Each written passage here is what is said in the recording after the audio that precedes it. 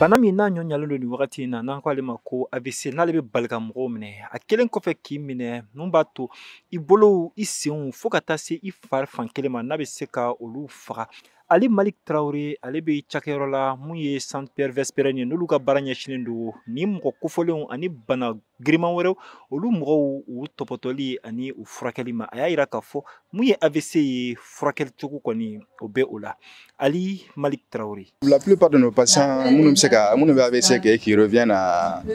ils sont à 80% impotents, c'est-à-dire à 80% au bout de quelques mois de séance, c'est un fait qu'on côté il y a corps et bah il y a là. C'est un but de mener qu'à effort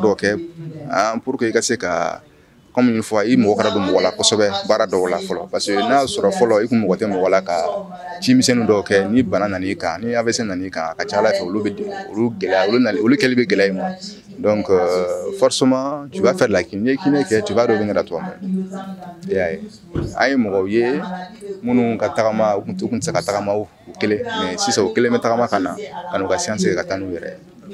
Dr Fatoumata Diakité n'ale kɔni bɛ baara kɛ hôpital Gabriel Touré la ale y'a yira k'a fɔ ni nin bana sugu kɔni ye maaw minɛ u kan ka fɛn fɔlɔ min kɛ o de ye ka taa dɔgɔtɔrɔw bara yala fura min bɛ se ka k'a la u ka ɲɛf'u ye teliya la. Dr Fatoumata Diakité. Ni dɔgɔtɔrɔw y'u lajɛ kiné mun kan ka k'u la dɔgɔtɔrɔw b'o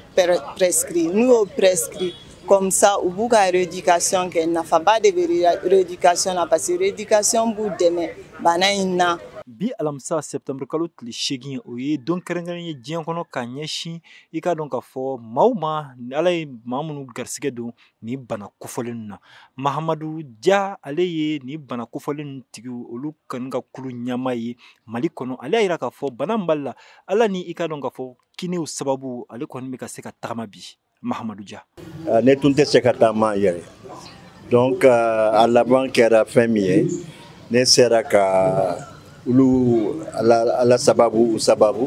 ne yɛrɛ sera ka wuli ka taama fo ka mobile boli ka fɛn bɛɛ kɛ sisan donc n'ulu tun tɛ ne tun tɛ bɔ ne nɔ na. Ni don kofɔlen ale ɲɛnamayara Mali kinéw fɛ ka se k'u ka jɛkulu ka o lakodɔn ani malidenw k'a dɔn k'a fɔ olu yɛrɛ jɔyɔrɔ ye jumɛn ye ni bana kofɔlen ninnu furakɛli la. Mohamed Daɲoko VOA tɔgɔ la ka bɔ Bamako.